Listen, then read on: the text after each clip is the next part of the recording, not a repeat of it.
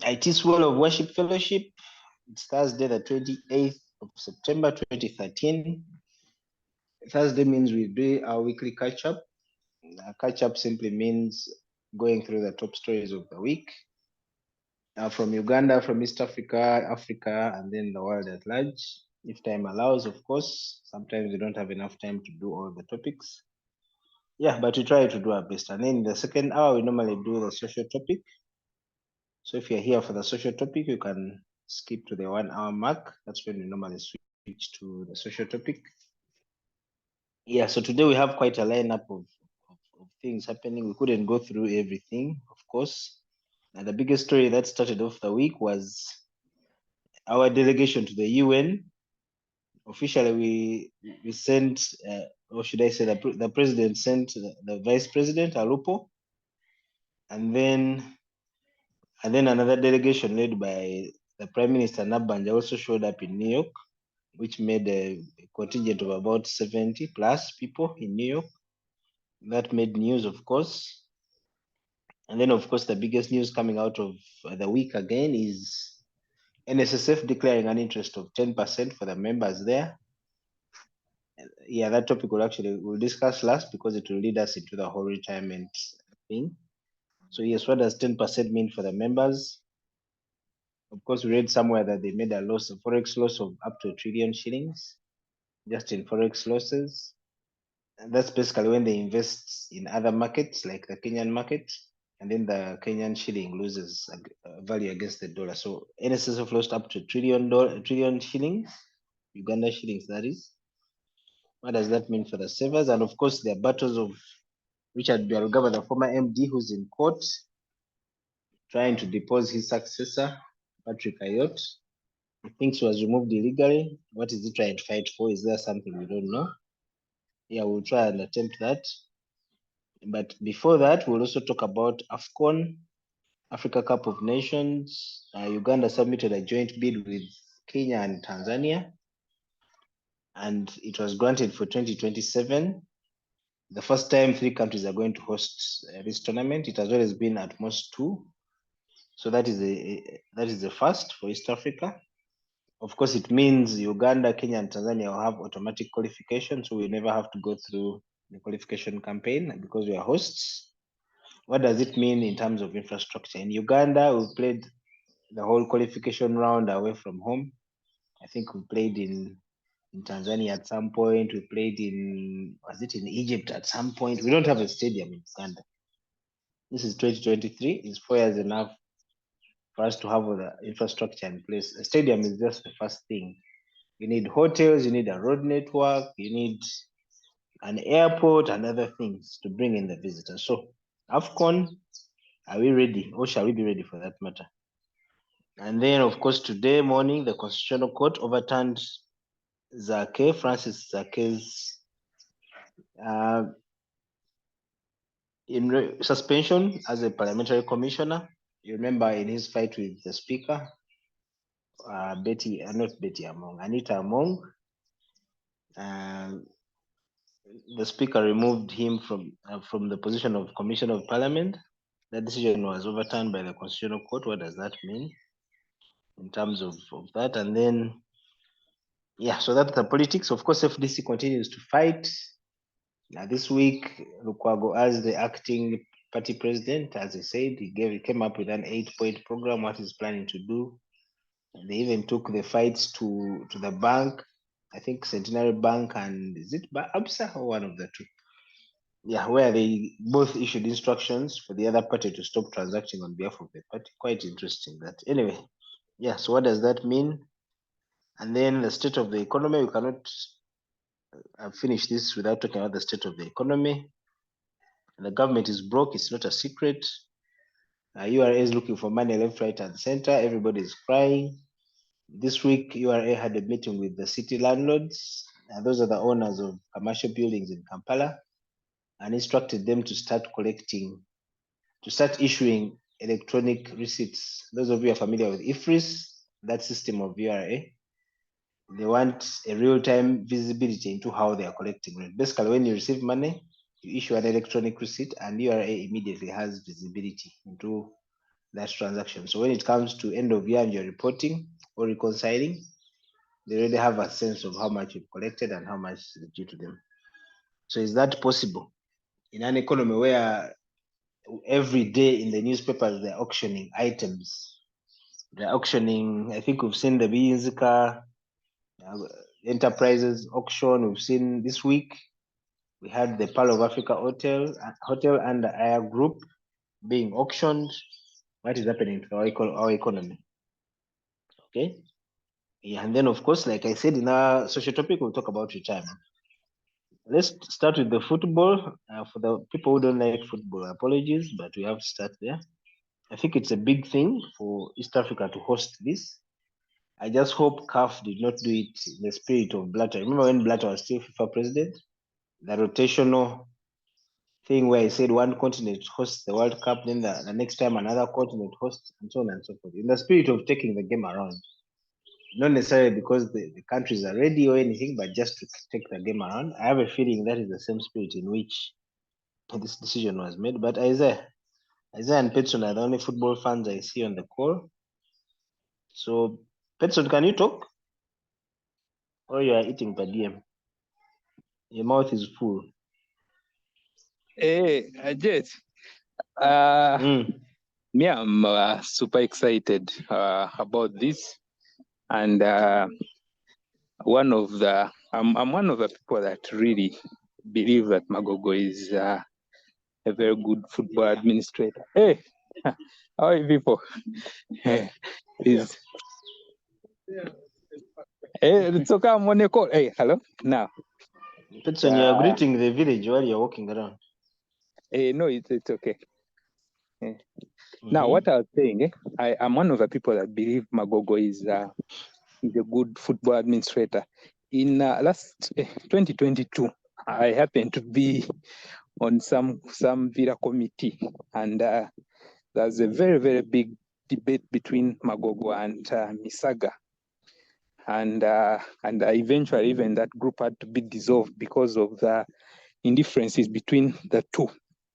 But to be honest, okay, you guys even here on this call, some people will be against him, some people may find that some people do, but that guy has achieved a lot for Ugandan football, taking us to the AFCON for after 38 years. Then we go back the second time. Then we passed the group stages, go to the round of 16.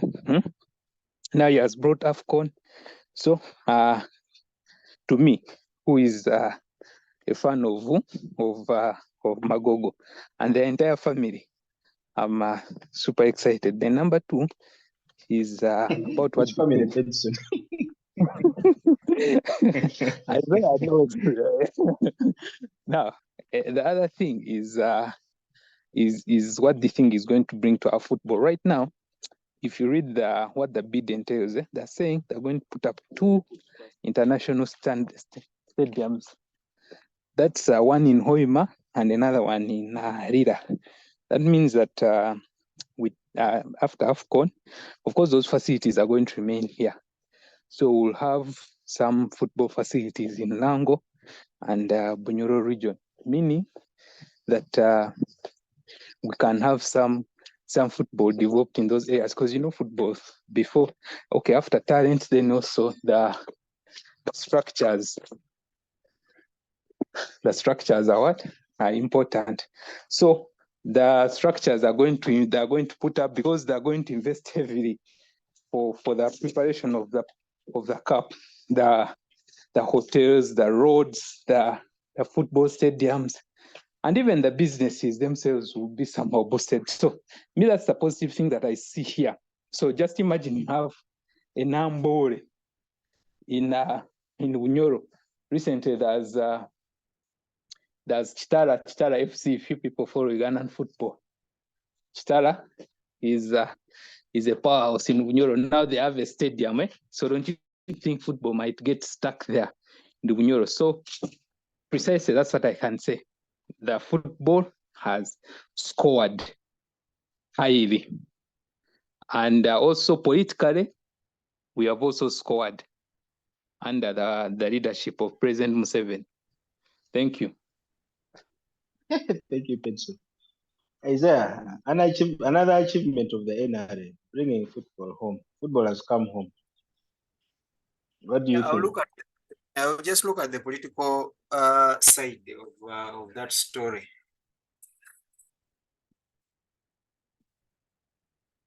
It is evident that NRM wants to work with the people who are its members. Those who are not its members, the support is average. So I think Magogo, two things about Magogo. One, he's a lucky man in all aspects of life, by the way.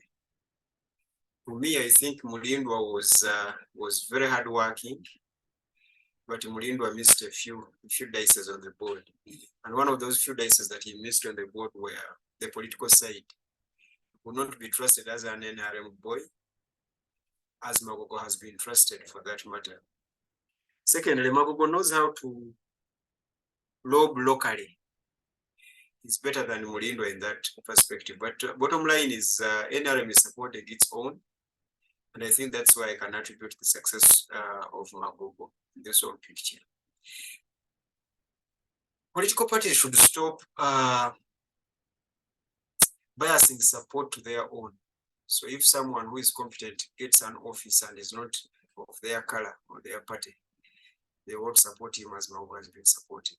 But again, as Benson winded up, I would also like to wind up by saying that the NRM has scored for that, if all that materializes actually, because you never know, things might change along the way. I don't know whether there are some preparations that we need to make before the AFCON comes, or it is AFCON all through to do all of that. But if they are, then yes. No, we have to build the infrastructure, because the stadiums that we presented Nambole, which is maybe 60% or 70% done. Then we also presented the one of Ham, though the one of Ham may not be accepted. It may not pass the CAF requirement, but we're putting up 2 international stadiums, one in Lira. Okay, let's say Rango, Lira, the Achibua Stadium. Not West Nile. Lira is Rango, northern Uganda. Oh. Then also we are going to put one near the airport in Hoima, where they're going to mine oil. So those 2 structures, maybe like each structure you can count maybe close to 200 billion. That money has to be borrowed, and we're going to put up the 2 structures, and even the hotels around them, plus even the road network that connects all those. Remember, now most of us here during CHOGM were old. Remember the developments that came because of CHOGM, the hotels, the roads, how CHOGM somehow improved the infrastructure. So those are some of the benefits that we're going to get from this. But again, you see, Pedson, it is a shame in 2 ways. The first way is that it is a shame that Nachifo is not part of that arrangement because of our greed and capitalism. We hired Ham to abuse Nachifo, and there we are. Nachifo has turned into a stadium for music battles from this point on, because that's what Nachifo will be doing. Nachifo will not host any serious international football game. It won't. All you will see there, you're going to see a lot of Balokole there, you're going to see a lot of the Biyizinka millions there. So it is a shame that a memorial stadium like that one cannot be modernized to the standards of hosting even the AFCON. So that's the first embarrassment. The second one, you actually mentioned about the CHOGM thing. Uganda has no problem lobbying those things and actually hosting such. We are always blessed We always blessed in one way or another from actually the international community. Our problem is that after such organizations and such events have gone, our management dies from that point on. Nambole had died off until they started planning this AFCON thing, and then the government now came in, secured its land, built their perimeter wall. The last time I checked, it is now being restored. But initially the land was being stolen bit by bit, bit by bit, bit by bit. So I'm not sure after the AFCON, like it is going to come. I'm not sure after the AFCON and all the blessings that we would have gotten from AFCON, we will even be able to manage those international stadiums that we would have constructed and all other things that AFCON will give us. So to me, we are cursed to our blessing.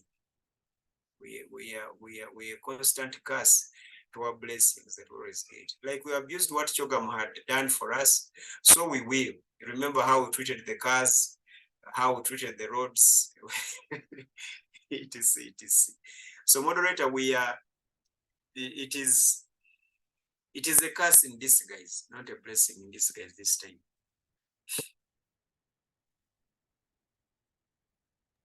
Thank you very much.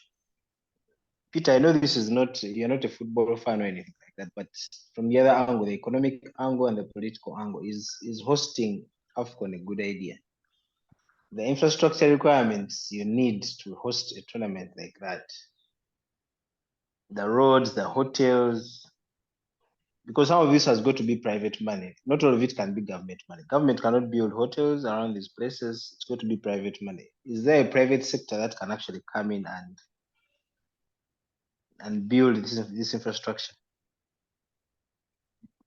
Hello. Peter, are you there? Yes, sir. Hello. Thank you. Thank you very much. I am not a football fan, though I'm a Ugandan fan. Yeah. So I'm wondering. First, I think it's a good idea. It's a good thing. It's a good thing when we market what we have. When we market what we have, it's a good thing. It adds value to us socially, financially, and I think politically and internationally. So I don't mind who did it, which group did it. I am excited. I am very much in liege with this bid. Only that I wonder if we are prepared. I don't know how long we have to prepare. 4 years. 4 years. Oh, okay. I think we have, but I don't know. Is that on the budget or it was out of excitement? Is it in any budget anywhere? Those are the questions we need to ask. Yeah, can our budget support it? Because as I speak now, I'm a civil servant. We take months without payment or delayed payments and salaries. And we have received circulars and memoranda to that effect that this will be happening for a period, a or until further notice. So one wonders whether we have the financial capacity or potential, in fact, to support this innovation, though exciting it is, and I think we should embrace it. I was wondering, and I'm still wondering whether we have the ability to. But I think if we plan, yes, yeah, okay, borrowing, okay. If we plan and we plan with using a critical and what I call tangible financial planners, like the Pedisons of this world, we need to know, is the balance sheet balanced? Okay, what are the returns, the financial returns? Of course, we have got social returns, all right? We have social returns to that effect, but what are the financial returns? Is it worthy investing in? And after investing in, what is the longevity of that investment? Is it worth it? Or it is seasonal and after Christmas, we shall get back to the dereliction of property, like Mr. Isaiah has just said. We have a disease of dereliction. Buildings fall into debris. They become dead places. You know, Nambole becomes a dead place, and you know. So I wonder if we could. This is an opulent kind of venture for us to invest in. Thank you. Okay, thank you. Of course, investment in infrastructure is always a big question. If you look at even the World Cup, last World Cup, Qatar invested, I think, how many billions? Stephen would probably have the figures. A crazy amount of money which cannot really come back even within 10 years. But I think they're looking at the bigger picture of marketing their country. And they were strategic. They did not put in place permanent structures. Qatar was very strategic. Yeah. Yes. Yes. So it requires very, very serious planning. So I hope we also thought through our decision, because putting 200 billion in a Kibua Stadium in Lira and another 200 billion in Hoima, within a few years we shall be hosting end of what? Night prayers, end of years, my night prayers, and then the surface will get spoiled and then it will become like Nambour. Anyway, Stephen, what are your thoughts on the AFCON bid, winning it? Jet. It is. There's also maybe the benefits, some of the economic gains. For example, the tourists that are going to come, the tourists that are going to come, and then also marketing. That now those are short term. The inflow of revenues that comes within that period of time. Before the end of this call, I can get the figures comparing like the money that was generated. The last one was hosted in, was it Algeria? Or? So I can compute and get the revenues. There's some benefits where the money can quickly be gotten back, the money that is invested in infrastructure. But then we have the long lasting benefits that can be seen. So those are the things that there are some quite good benefits. Not just, we're just not hosting, but this is going to benefit the country economically, plus also football wise. Okay, Stephen. As Ugandans, we should not be too excited. Uganda's economy is less than a half of that of Kenya. Well, actually, Kenya's economy is almost 3 times as that of Uganda, and I think we are half of Tanzania. So it's not because we are 3 countries that we will equally share the matches. Actually, we will be lucky if we qualify to host even one, to actually have one stadium that is hosting matches in Uganda. There are the requirements involved, things like being able to move lots of people around. The quality of the stadium has to be good. And as it is right now, I don't think we don't have any that qualifies. Those of us, if you've been to Chitende, you know how hard it is to get there. If you've been to Nambole, yeah, just getting there is a problem. And we don't know what state it is in now, because it's a terrible state. That's why we host our home games in Cameroon, Algeria. Nakivubo, really, no. And I don't want to speak for other countries. As Ugandans, this is really not our thing. Nakivubo, the stadium, was actually built by the British as a war memorial. In fact, the original name, I think, was Nakivubo War Memoriam, probably which a memoriam of the Second World War. So these are things which are not indigenous to us. We need to see that's why even maintaining is hard, because these things are not part of us organically. So nothing good, I have to be very sober here, nothing good is going to come out of it.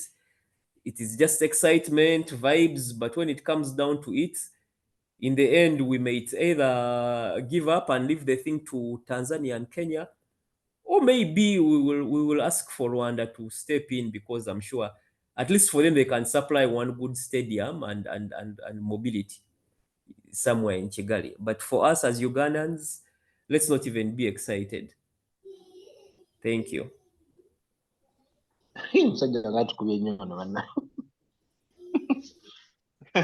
Anyway, Kari, in the interest of time, let's move to the next topic.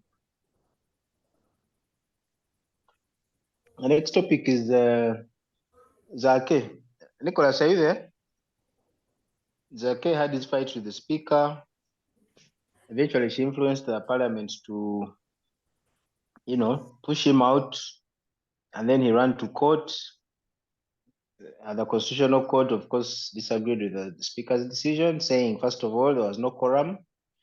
Secondly, the punishment he was given was outside the recommendation of the Rules and Procedures Committee, which I think is the disciplinary committee which Zzaake was subjected to.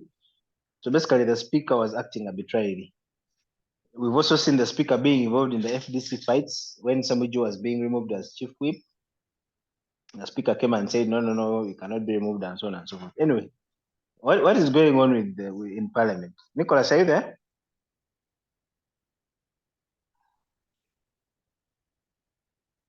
Okay, Nicholas is MIA. Yes, Peter. I'm here. Oh.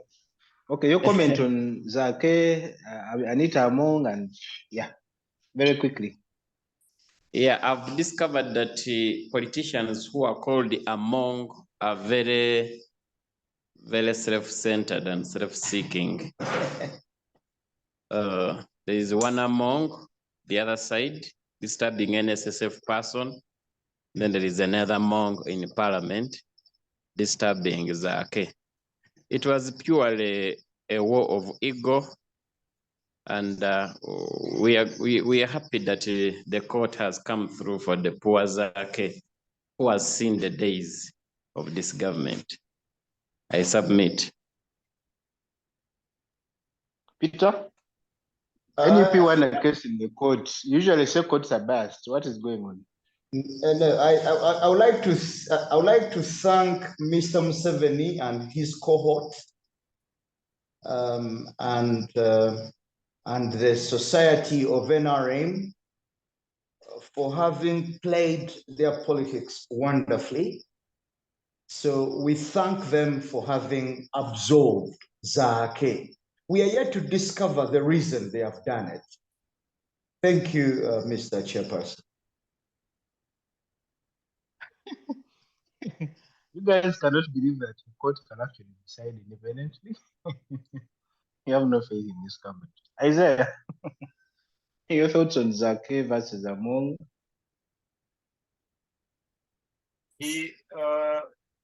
If he behaves like he behaved the last time, he will be back to the same place, because the same power that got him out of Parliament or out of that seat is the same power that has actually brought him back. So it is exactly. Yeah. So it is there is no victory for no. Exactly. It is any area. So Zzaake should behave, and he should forget the street politics in a legal area, because that is what Zzaake suffers from. He practices street politics in a legal area. Street politics should be exercised on Kanjocha Street, Nansana, Mitiana. He should continue with that, but in such places. But when he's in the parliament, he should behave. We all know that he did not behave. He offended the person of the speaker, and it is understandable. No one gives what they do not have. That is what Zzaake can offer. Why Noop put him in that place, yet Noop had other candidates? There are reasons that we can discuss. But I think Noop also should be strategic in placing people in particular positions, if it is a party about being a political party and not being an activist movement. So to me, that's what I think. It is upon Noop to decide who takes what and why. They should be strategic. They should be strategic, because if you're going to fight NRM, then put someone who is sensible in a sensible office. Then put a ragtag person in a ragtag office. I think this strategy is missing. Mr. Kyagulanyi was giving offices based on loyalty. That should end if Noop is going to last. But if it is still people power, then Zzaake can even become the leader of opposition in parliament. Thank you, moderator. Actually, there were rumors a couple of years ago when Mpuga was fighting with Kyagulanyi openly. There were proposals to remove him and put Zzaake, which would be, I think, a tragedy.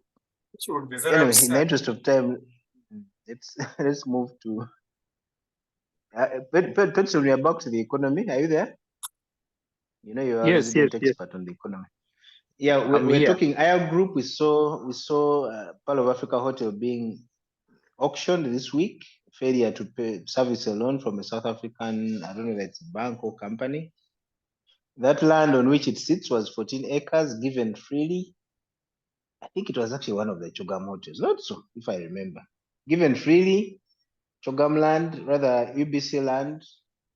These guys have failed. First of all, it was built poorly. Initially, they claimed it was going to be a Hilton Kampala. Hilton came here, inspected it, and said we cannot slap our name on such shoddy work. So they exited. Another company came, inspected the building. They said no, this is below substandard. So they've been struggling in that sense, only being sustained by political power. It seems like political power or political will has run out.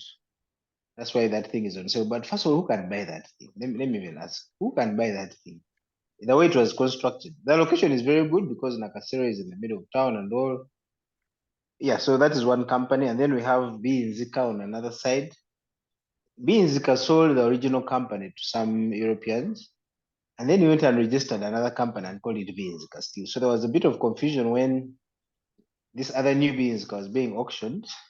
People thinking it was the original company, and yet this guy had actually moved on and formed another company. So those are just two examples of Ugandan businessmen who are struggling. Of course, we've had Bitature in the past and many others, the guy of Simba Manual House and so on and so forth. And then you are coming in to say all landlords must issue electronic receipts, receipts, if you know what that means. So, Pedson, let me come back to you regarding this thing. What's happening in our economy? Can the economy actually sustain?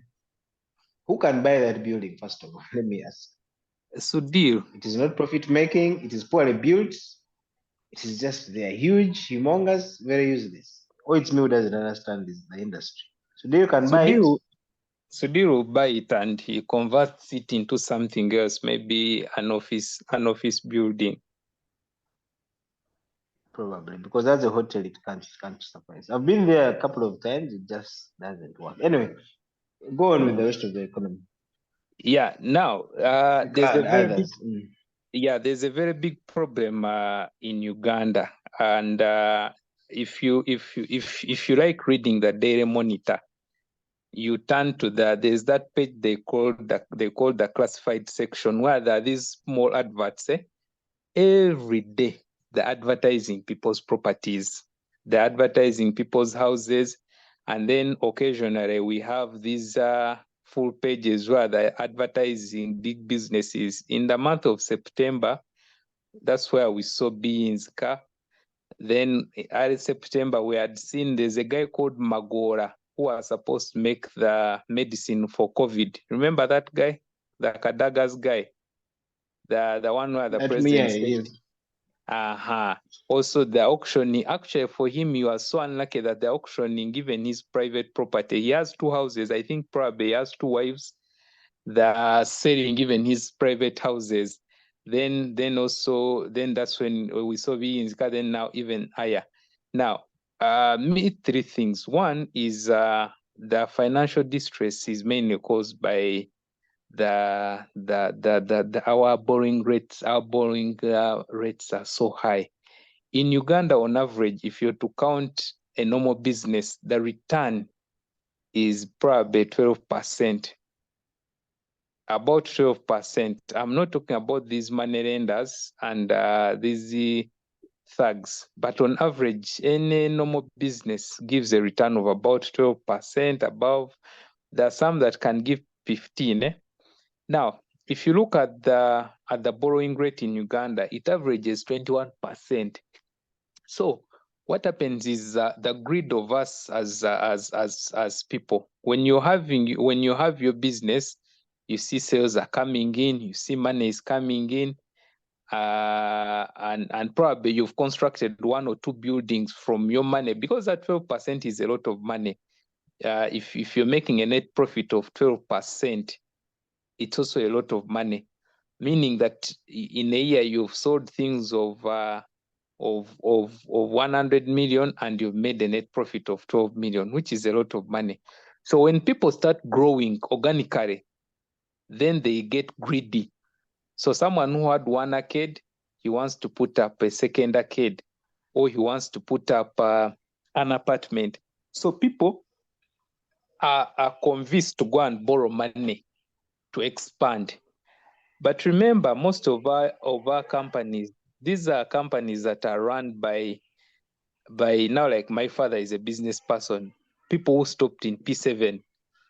But for them, somehow they have grown up doing business and they've mastered the art of doing business. But there's a lot that is behind that business. Some of these calculations that we're talking about, if your business has been making a profit of 12%. Now, if you borrow money at 20%, are you going to be able to pay off this money? So some of them enter into these see financial decisions like borrowing money from a bank, and then they want to put up structures. So the structures they put up cannot even give them money, because they even don't do feasibility studies. If I'm to put up a hotel in the hilltop of Nakasero, who are my customers? Who are my targeted customers? But these people are pushed by one thing. I want to put up this building so that when I move around town, people can recognize me that I'm rich. The culture, that thing of the prestige, I think we discussed it here sometime. Corporate people run to build houses. That's when they recognize that you've worked and you've reached a certain level. Business people, they're running to put up structures, these buildings. So everyone is running to borrow, and they don't look at they don't actually calculate properly. They don't do the investment planning to borrow and all that. Now that's the first one about the high interest rates. Then number 2, the issue of corporate governance. Now corporate governance is your business is an independent entity from you, and it's supposed to be run as an independent entity. The problem with us in Uganda is that the business owner and the business, they're intertwined. You cannot separate a business from a business owner. So all the decisions, they are from that one person. So whatever he decides, he can do. He can just wake up one day and he's like, I want to buy a Range Rover. He draws money from a business and then he does whatever he wants. So there's the lack of that corporate governance, where you find probably you need to have a board and a management team that can be advising you, and for you just stay as a shareholder. Even the companies that have been there for long, like Spear Motors, I think they're going to stay about 50 years in the next year.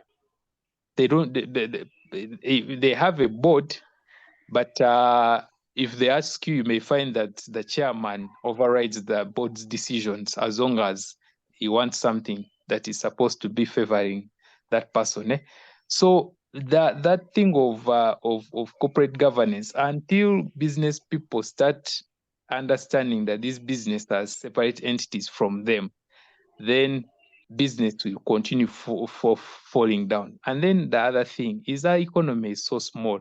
Stephen was trying to talk about it here. Who are our customers? In Uganda, if you have Serena, you have Sheraton, you have Hilton, you have Africana, you have sijui what, and then the other time we're calculating. Actually, now let's even just be looking at the NSSF figure that they gave.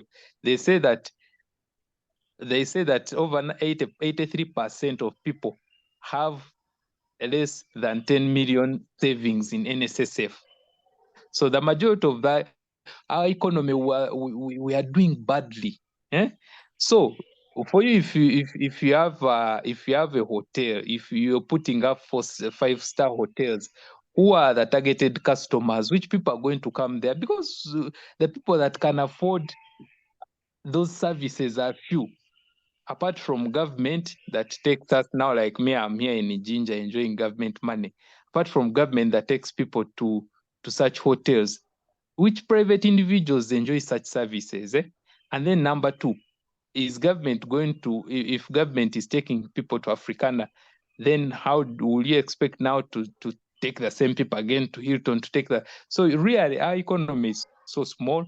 We don't have people that are consuming such services, but we don't, our culture has, our mindset is so poor that we think for you to be a serious business person, you have to force yourself and do that. That's why arcades, they only rent out the lower part, and up from level 2 up to the 4th level, they are empty. So there's no one who can rent that. Apartments are like that.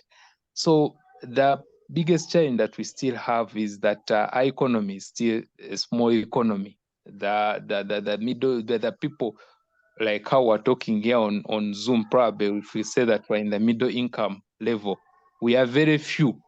And the people like Aya, people like Sheraton, they're targeting people like us, but we are few. So the businesses will continue falling because our economy is still small. Until our economy grows like the one of Kenya, where you have so many people in the middle income, all these cases are still happening.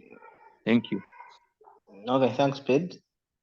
Stephen, your comment on the economy and these businessmen who are struggling. That Aya hotel, I'm told the top 3 floors were not even occupied because they were directly looking into State House, so security told them they can't even utilize them. Anyway, go on, Stephen.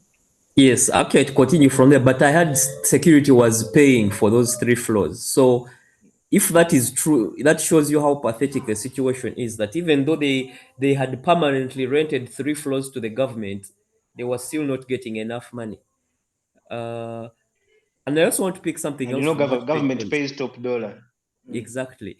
What's something that Pedson said, and other people have hinted on before in other fora. The problem in Uganda is that businesses are started by people who don't know math, who don't have enough logic. They are started by gamblers, people who don't know the difference between profit and revenue. These are the people who start businesses, and then they become motivational speakers, and then we start dissing people who went to school. Kati nze olaba ndaga professor ayina ekizimbe, nze nina ekizimbe. Those are the people in Uganda running the show. It shows in how our country is, and even in the economy. Elsewhere, people who didn't go to school, once they appreciate that they didn't go to school, so they immediately hire people who teach them that there's a difference between profit and between revenue and profit. Revenue is not profit. So failure to appreciate that is also a problem. And the other thing is, we are these things of making money and having a lot of it and deciding what to do with it. These are things that are new to, I'm going to say, all of us in Uganda. It is hard to look at a particular family in Uganda and say these people have old money. And I'm talking about this not I'm not saying there were no rich people before colonialists, but their kind of rich was different. ettaka lino lyonna lyange nina n'ezente awo. That was our version of being rich. Think Old Testament type of being rich. Abraham with his 1,000 camels, etc. We are still at that level. Now this thing where we have to accumulate papers and fight against inflation and fight against theft, these are things which are new to us. That is why all our businesses have the same lifespan as as that of the owner. In fact, all our businesses in Uganda never outlive the owner. They are all younger than the owner, and they all die just before the owner or just after the owner has gone. These are things that are alien to us. They are not natural to us, and we need to concede. And business is one of them. Those who master business master the basics. Nti ngenda mu owino nengula obutambaala nembutwala wali ku Kampala Road nenkolamu profit. At that level, yes, I think that one. Now that is where we are. But big business, no, we are not there. And the ability to not understand math is what accounts for you deciding to borrow, like Pedson said. You're borrowing at 26%. You don't even know, because you don't know the difference between profit and revenue. You go, the business yange yingiza akawumbi buli mwezi or buli mwaka. But how much of that kawumbi is revenue? We don't know. And it's the same thing also with us corporates, because I don't want to hit even us corporates with our so-called firms we are running. Even us, we don't know, that how much of what we get from our side hustles is actually profit. If we were to properly calculate as the calculation is meant to be done, we would all discover that we are all in losses. But many of us think we are doing well. You get into your kaka, you drive 40 kilometers to your farm, wherever it is, come back with 3 bunches of matoke, and you feel you're killing it. That is who we are. And that's why we are pathetic. And You indeed, use fuel of 100,000 and the bunches are worth 20. Yes, and that's why we are pathetic, and that is why there is no serious Ugandan business outside Uganda. That is also something to think about. We are clueless. Ham has many in South Africa and America. I was giving Stephen an information that Ham has many businesses in South Africa and America. Isaiah. Why are you calling me? Why are you calling me? I'm giving information. Let us not set ourselves up for being. Why are you calling me? I'm giving information. Moderator. Isaiah, this is a serious forum. I don't want us Please to don't set bring ourselves jokes up to be sued by people for slander and what. But without naming names, so many people are just actually doing money laundering. And that is something totally different. I'm done, Mr. Moderator. Okay, thank you. Let me give Mpanga a chance. Mpanga, can you hear us? We are talking the economy, state of the economy, businessmen struggling, etc. Okay, Mpanga can't switch on his mic. That guy has network. Is just going to slander my father. That is all he's going to do. Okay. Because he's not switching on his mic, I'll move on.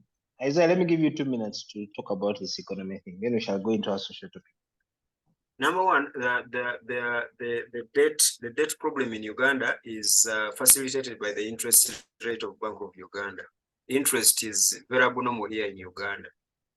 In fact, Uganda ranks like in category 3 of all African countries. I think it was Stephen who shared even that list. Uganda falls in category 3 of the African countries that have the highest interest rate. And I think that's very, very problematic, at least for the Muntu who starts even a small business. And again, also for those big shots that borrow big money. The interest rate is very crazy. That's number one. Number two, Uganda has no natural money. The money, serious money in Uganda is political money. Political money cannot do business. It cannot.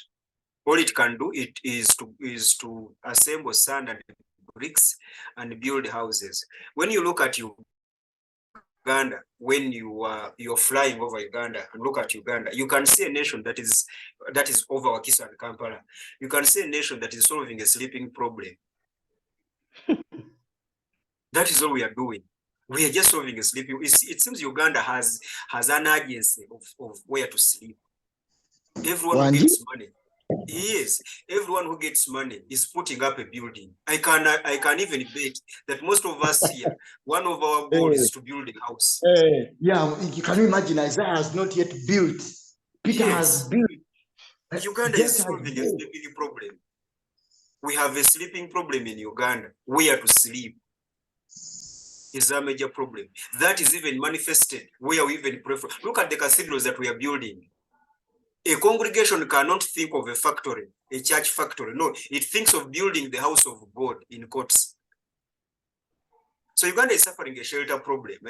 We just need to shelter ourselves. And we use that money, which is political money. Because in Uganda, you cannot explain how the top 10 rich men in Uganda got rich. They have no explanation.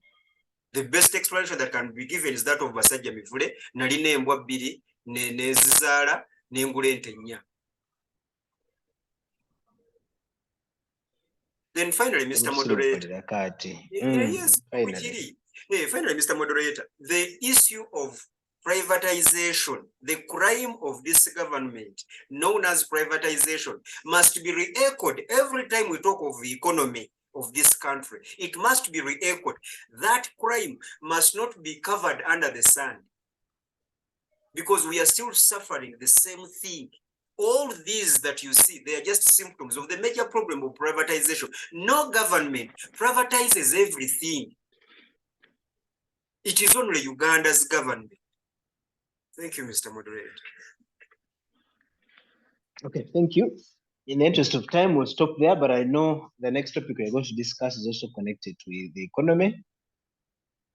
Last week, Tom is the one who asked us to talk about retirement. So here we are switching gears. He's not yet here, but he'll listen to the recording.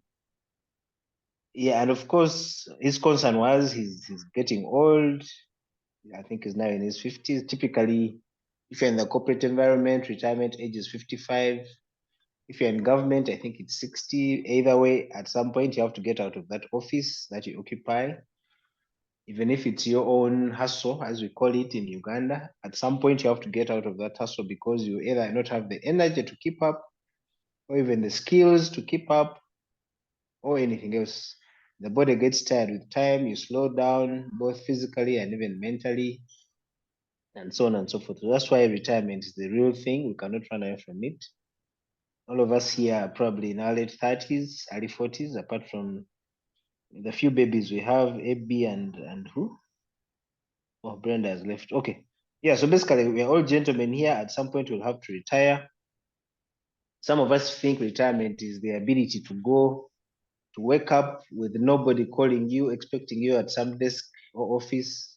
You put up your legs, sip on a coffee, pull out your phone or laptop, browse the internet, do nothing all day, maybe swim, play football, whatever it is. Some of us think that's what retirement is. Some people think retirement is simply the opposite of work. Basically, it's a phase. I've been working my whole life. Now I've stopped. I'm doing something else. Some call that retirement. What we also know is that you spend, if you retire at 55 and you live until 85, that is 30 years of your life in retirement. That is probably longer than the working time you had straight from uni, or at least equivalent. So you spend about a third of your life in retirement if you live long enough. Life expectancies are high, so most likely you live a third of your life in retirement. So it brings the question, what can we do to prepare for retirement? Or what are we doing? Some of you can share practical things you're doing, or practical things you've read or heard about, because like I've said, the reality is we are going to get old at some point. Now, those of us with corporate jobs are lucky, quote unquote. The company contributes 10% of our salaries, and then they take away another 5 to make that 15. Put it away in NSSF for some point in the future when we retire. Again, that's 55 years of age, but according to the statistics, 83% of NSSF members have less than 10 million in their bank accounts. Now, a 55-year-old, if you give them 10 million to start their retirement, what can they do with that really? Okay, so that is the reality. People do not have money, and that's because obviously jobs are hard to come by, or pay is simply low. The average person earns about 250,000 a month. Okay, So if you earn about 50,000 a month, how much NSF can you put away? Or even how much investment can you make off that money? Save and invest, okay? Like we're told by the financial gurus. So it's a big, big topic. I hope we can do justice to it. Many of us think of retirement in terms of financial readiness, basically how much money have I saved, what investments do I have? It probably explains the previous submission about building all these apartments and houses, because people are running away from this thing called poverty. So if I retire or if I lose my job tomorrow, what am I going to do, and stuff like that. Okay. I was listening to a guy talking about retirement, and he gave 4 phases of retirement. Tim Chambog, I'm going to start with you. So after these phases, I'll be crossing over. He said, from his experience, retirement can be categorized into 4 phases. The first one is the vacation. Basically, this is like the last day of your work. The following day, you wake up, you don't have to go anywhere. That's when you start chilling, playing golf, playing football, traveling, and all sorts of things you never had time to do. Of course, that's the vacation phase. And it typically lasts between 6 months to a year at most. Basically, after a year, you'll be bored of your retirement because it will cease to be meaningful. And that will launch you into the second phase, which is called the loss phase. You basically have feelings of loss, or you feel lost. You'll have lost your routine. You'll have lost your relationship with your work, even your workmates. You'll have lost your purpose if it's attached to your work. You'll have lost your power. You'll have lost even your identity, if I may say that. Okay. And then this is typically the phase where you face the 3 Ds, as we call them: divorce, depression, decline, physically, mentally. That's when the fear and anxiety kicks in, and then the depression. So that's the second phase, which can normally last a few years. Some people never recover from this, unfortunately. That's when they divorce. That's when they become depressed, and so that's when they get all these diseases, hypertension, and so on and so forth, because they clearly lost the identity and so on and so forth. Now, the third phase, said after you've come out of that, you can enter the experimentation phase, which basically is a trial and error phase. You now start asking yourself questions. How can I make my life more meaningful? Now that I'm old and here I am, how can I make life more meaningful? How can I start to contribute again? Okay. Now that is the experimentation phase. And then the phase 4, which you said very, very few people get to, is the reinvention phase, where you rediscover your purpose, you rediscover your mission in life, and then you do what it calls squeezing all the juice out of your retirement. So, Tim Chambogo, let me cross over to you. I think I'll start with Stephen Katonda. Retirement is a reality. At some point, we're all going to retire. Some of us already have gray hair. Yes. Jet, first come again. I think Yes, I didn't get the second one. I didn't get the second one. Okay, the first one is the vacation, where you're basically just chilling. You're doing nothing, traveling, eating, playing games, whatever it is. Vacation. The second one is feeling lost. You can call it the lost stage, where you're feeling lost. You've lost your routine, you've lost your work, your relationships with your workmates, or even your work. You've lost your purpose, your power, in case you had power. You basically face the 3 Ds, which cause divorce, depression, and decline. Okay, I think that's the one you missed, Pedson. The third one is the experimentation phase, where you now start to ask questions like, how can I make my life more meaningful again? How can I contribute? And so on and so forth. And then the fourth is the reinvention stage, or the rewiring stage, where you now push that thing again. So Tim Chambogo, are you there? Yes, I'm here. Okay, Peter, I'll start with you. Retirement. You civil servants retired what, 55, 60? 60. Yeah. So what are you doing, or what have you done to prepare for that time, inevitable time that's coming? Of course, we should not forget that preparing for retirement is not just financial, but even psychological. Please proceed. Now, we in this in this geopolitical entity known as Uganda, where each and every one of us here has grown, especially I have grown. We have what I call a cultural crisis. We have a cultural crisis. Now, when I talk of culture here, I mean everything that we live by in society, everything artificial that we live by in society, everything artificially originated. It could be knowledge, it could be information, it could be belief, it could be thoughts, it could be feelings, it could be attitudes, it could be values, it could be institutions, as long as they are artificially or human-made or human-originated. All that is what I call culture in this context. Now, we have a culture crisis or a culture dilemma. Take an example of social security fund. We have a challenge that in a country where we have a social security fund, we do not have a superstructure. We don't have a social ideology. We do not have we do not have a defined social structure. And therefore, we do not have a social infrastructure. When I talk of social infrastructure, I mean economic base. When I talk of social structure, I mean social organization that is defined, that is definite, that can help us coexist throughout.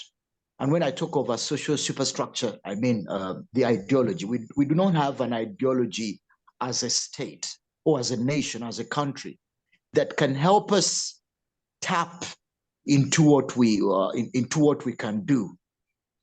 So I think we need to begin probably at the ideology level. Historically, our foreparents, our ancestors, invested in people, and I'd like to dwell here. That to me, the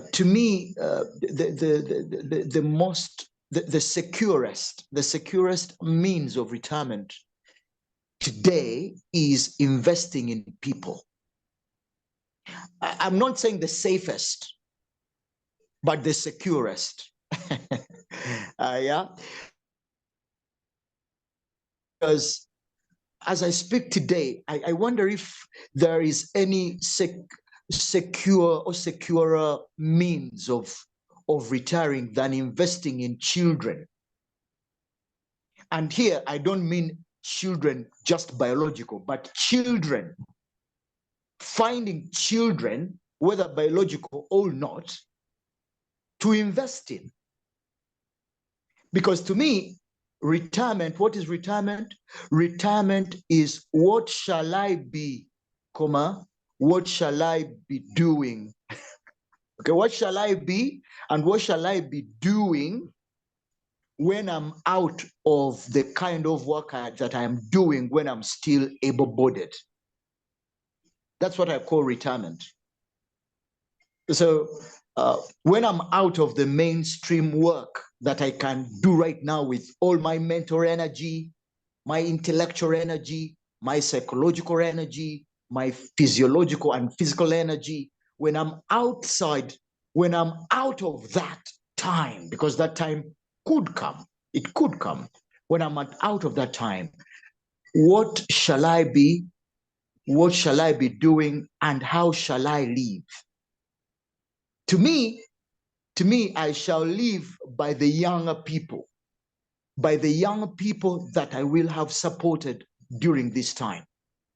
Otherwise, according to the trends, to the economic, political, and sociological trends of Uganda, I don't see retirement that is in infrastructure. I do not. I only see one which is in socio. So it can be social security fund, should be maybe money fund. That name should be, we should rename, we should have a new nomenclature of social security fund. To me, social security fund is in the society. And what is the society? The persons that we have been able to support when we are still able. If I can support divine, my elder brother's son, Isaiah, if I can support him, I'm not saying it is safe, but I'm saying to me it is secure. If I can support him, if I can support Theo, if I can support Anaya, if I can support Dinieta, to me, that is where the social security lies. Of course, as a Christian, my social security is in God. But if I'm to practicalize that, to me, I would rather invest in people than in physical infrastructure, because I mean, in the current Uganda and the trends, like I've said, historically, and in the contemporary Uganda, I don't see security in economic activity. In business, no, I don't see it. But if I can invest in humans, in people, regardless of my blood relations, I would. I think we would do that. Secondly, I want to leave the floor and urge the political leadership of this country, which is current, and any other political leadership coming, to think about a social ideology that can influence us progressively and positively to revolutionize our social structure, our social organization, our infrastructure as well. By doing that, we can reduce on the debt problem, and we define what is our economic base. What do Ugandans produce? Okay, what does the northern part of the country produce? What does the central produce? What does the west produce? What does, as a country, if we could do that, if we can be blessed with such a leadership that can reorganize our social structure and therefore our infrastructure, of course, pioneered by the superstructure, we can, I think, improve bit by bit. Thank you very much. I submit. Thank you, Peter. Peter submits in summary that should invest in people. They're the securest, not necessarily the safest, but the securest. I hope we know the difference. But of course, it begs other questions, as you can imagine. The people we're investing in, these people, these kids, these kids we are taking to international schools who cannot even take a taxi to school, who eat chips and chicken, who we even educate up to master's level, and they're still living within our houses and stuff like that. Basically. I hope he's not talking about those ones. Stephen, if you're just joining us, we're talking retirement, a topic brought by Tom. I'm glad Tom has also joined. He's listening in. Okay, but you can also give your own submission on retirement. Yep, continue. That's me, right? Yes, proceed. Okay. Yeah, I wanted to comment about Peter's submission regarding social investment, the way he has brought it up in people. My thinking is that this should be our default setup. I mean, just to see that the future, it's like our contribution to the future, whether you're investing in your kid, because those are abuzazi baana n'osuula eyo ng'omusajja oba omukyala n'osuula abaana eyo beerabirire, because if you want them to have a better future, you need to invest in them babe nga nabo banaakula balina base on how to survive in future. Invest in other people who are not your relatives, or Katonda has drawn them to you to support them, to invest in them so that they have a brighter future. Because the same people you invest in, they will end up, making the world a better place. But I wanted us to differentiate between, because the issue is you can invest in those people, but how about your survival? Because trust me, as you said, years are going to come when you can no longer work, either the job is gone or your energy is low, yet you still need to eat. You still need to survive within that social setup of yours, wherever you are, whichever community you decided to settle in, you will need to survive. So this is where the whatever social, whatever capital, social investment comes in. whether I call it investment or whatever, retirement. In fact, this topic is touched with that. Sorry, I came in late. But what I'm saying is that you have to think about how you are going to. You just won't survive by God's grace. Because trust the people you may invest in, you may be disappointed. They'll be successful. They'll fly out, maybe go to the US, go to UK, or even have investments in Uganda, but they may not give you that hand when you need it. You know, it's not obvious that because you invested in them, they will take care of you. Okay, you invest in them so that they can be best, they can be good for themselves in future. But for yourself, now we know when a plan, fall on plan. I think that's what we have to think about critically. And for me, I want to say that if you're able to invest in passive income where you're able to earn when you're not working, that would be the best. Whether you want to see that as you've set up a car rental, you've set up some business or some investment where people bring to you you have some shares somewhere.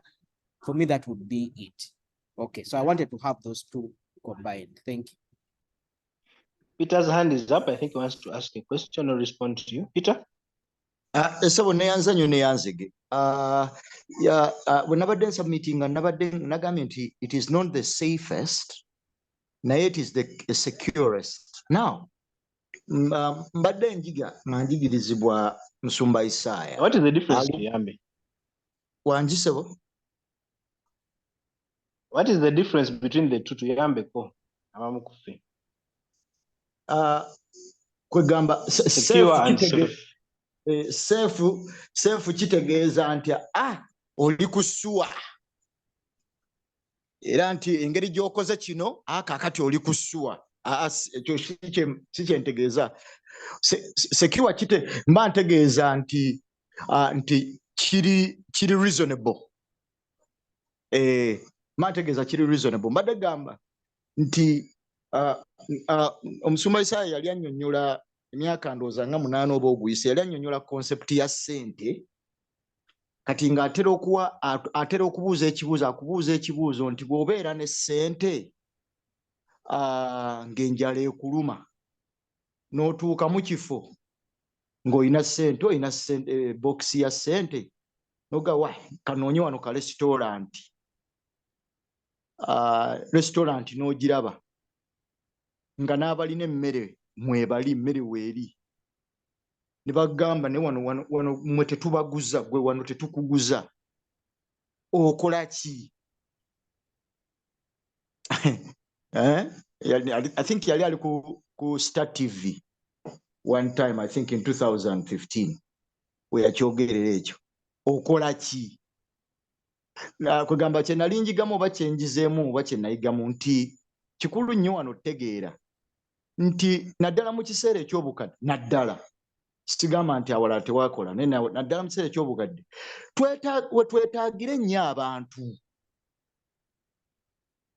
Kwegamba endowooza egamba nti twetaaga bivaamu ssente si mbi,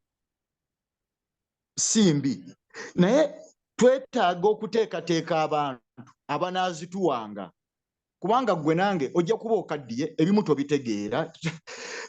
You know,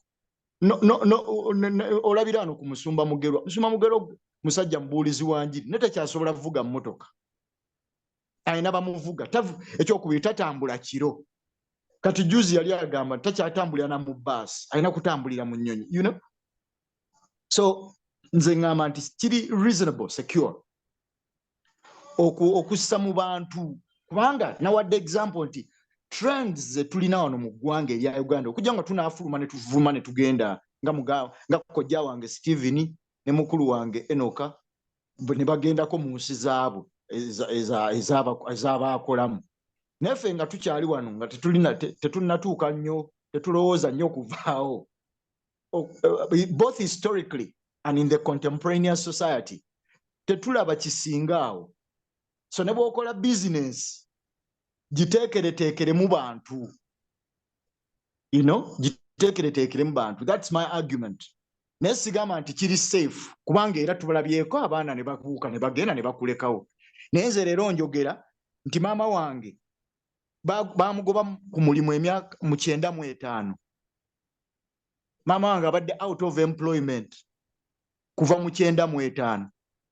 taata wange bamugoba ku mulimu I think mu 26 ndoza 26 25 amaze kati emyaka 2 gibeera emeka egyo nga tali fe abamuliko ne maama waffe omuto owulira investment eyo ogiwulidde moderator fe abamuliko ne maama waffe omuto ne baganda baffe abato omukulu kati alina emyaka 17 addako awo alina emyaka 15 olabye kakati taata yasoma nnyo ate musajja mulimi naye kakati yainvestinga mu faamu olwakole ki akeere enkyayunja ettooke oba akeere enkyakamente.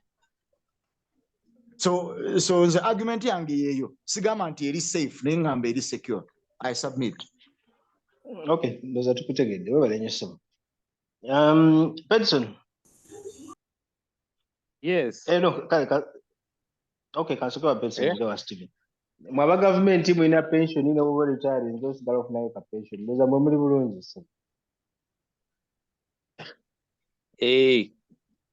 Kakati Omanyi Peter Kati now has brought in a different thing about social protection. Social protection, just like in 1 minute or 2 minutes. Before 1929, there's no social protection. There's no social protection like the social protection that we're talking about, which is even enacted in laws and all that. Social protection has always been there. Within a society, there are people that are vulnerable, and the people, the strong people that are okay. It is an obligation for them to protect these people that are vulnerable. If you watch National Geographical Channel, these buffaloes. There's always the buffaloes that are weak and the buffaloes that are very strong. Whenever a lion attacks the buffaloes, these strong buffaloes, the bulls, they make, you know, like how do they call that thing when they're going to take a free kick? A wall, But okay, me, I know it in football terms, So these buffaloes make a wall, and the weaker ones are put inside. So these are like the little ones, the babies, the elderly ones, the ones that have broken limbs. They are put inside, and these guys put a wall around them. So in that case, the lion or whatever has come to attack them cannot take any of these weak ones. So that's how social protection was in society. But in 1929, after the Great Depression, I think we've ever talked about it here, people lost their jobs. People lost their jobs. People could not afford food. People could not afford rent. People were chased out of their accommodation, and they started staying on the streets, and they had nothing to eat and drink. Now, the president of the US, Roosevelt, is the one that came up with those policies, social protection. Now, that's when things like NSSF started, such things. So this was to protect people in case of a shock. What if this happens, like what happened in 1929? How are we supposed to protect ourselves from, how are we supposed to protect our people from this? But all the things that we're talking about, the document, that there's social protection, NSSF, all those things, they come in from capitalism. The more people get rich, the more other people get poor. The gap will keep increasing. The richer you become, the poorer other people become. Now, for you to remember, the more people become poor, the more vulnerable they become. Now, for you as a rich person, you have to continue coming up with programs like how, do you know the US? I'm told the US here in Uganda, we get aid in the health sector, close to about $4 billion each financial year through these ARVs, giving us free mosquito nets, giving us free condoms, all those things. So that these rich countries have to keep giving us these small things, aid. Then the World Bank has to come up with these projects here, those social protection projects. Even the government will have to come up with things like PDM, like that. So that these vulnerable people can remain satisfied and remain okay. Because remember, you have to keep them okay. So that capitalism increases the gap between the poor and the rich. And the more the gap increases, the more these people become vulnerable. And the more they need the social protection. But these things of NSSF, social protection, these things are just there, like just being created by these capitalists to put that thing in people's mouth, the thing they put in kids' mouth so that they don't cry. Whereas these guys are what? So these guys that are stealing from us. So, that's what I'm telling you the history of social protection. You can even go and read. Social protection started in 1929 after the Great Depression, after that collapse of the Wall Street. That's when those things started, and all their schemes, the ideas, everything has been behind that putting in that thing they put in the mouth of kids so that they feel comfortable, they think they're sucking a breast, kumbe they're just it's just a stimulation, it's just something to keep them busy. But social protection, the real social protection, for us in Runyankore, we have Hebitara. Hebitara are the granaries. Now, in the plenty, when you harvest in January, then you know that it's going to be followed by a season one when you're not harvesting. You harvest millet in January. That millet is supposed to take you up to next year, January. So you have to plant a lot, keep, and then use that millet throughout the year. But one of the principles of keeping millet in a granary is that you don't keep millet in a granary when you don't have what to eat. You have to first eat, and whatever remains is what you keep. And not only eat once, or not only eat alone, but whoever is around you and needs to eat. You don't keep millet in the granary when your neighbor doesn't have what to eat, and for you just keeping it in the store. So that is how the real social protection was working, like in African setting. You don't keep things when other people need it. That's the thing I think Peter was trying to say. You have to get things, share, and those guys also get the share. So it has to keep moving around like that. So that's how it is supposed to be working, like Peter was saying. You don't keep food when your neighbor is sleeping on an hungry stomach, but that for you, just keeping the food to eat. Like that story in the Bible where some prophet, some bad prophet came and asked for a woman her remaining food, and then he ate it. Now, then about retirement, if really, like how we have been discussing work, if work is service, then I just don't know when someone's mission ends that person is supposed to retire. If you're supposed to do something, now first remove the monetary terms attached to work. If you're supposed to do work, really, then work has no retirement, the work service. But because work has been corrupted with money, that's why you have to eat, move away, someone also eats. You get? And the retirement is because there's a monetary value that is attached there. Of course, some people will argue that with time your brain starts to decrease, the capacity of your brain starts to decrease, and then you're supposed to move. I don't know if that would be the case if there's no money. But me, I would think, personally, I would think that the reason why there's retirement is that you want to clear a lot and another cohort comes in. they also eat, then another one comes in like that. That's what I can say. Okay, thanks, Ped. Stephen? Yes, thank you. I think we should let's reiterate some of the inevitable things that we know. One is that growing old and weak is inevitable, and thereafter death, these things will have to happen. So, and when we talk about retirement, we're talking about a time when, if you're in the formal employment system, either they kick you out because they can find someone who can do what you're doing cheaper, perhaps even faster.